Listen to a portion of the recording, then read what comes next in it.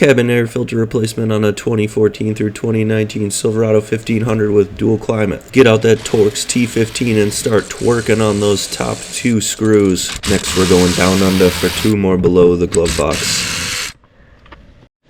With all 4 screws out, you can take the glove box out by pulling straight back towards the passenger seat and opening the top compartment of the glove box.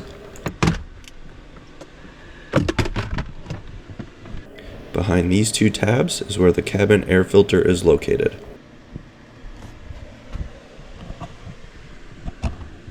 Once the 2 tabs are popped off, the cover can rotate down and there's a small wiring harness on the right side to tuck out of the way.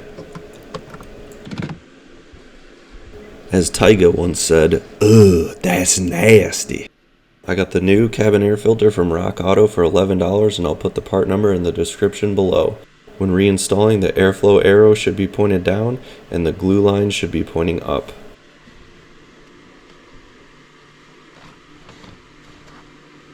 From here, repeat the process in reverse. These 2 tabs help guide the glove box and get it reseated. The suggested maintenance interval on these is 15,000 miles. My truck was double that and it showed.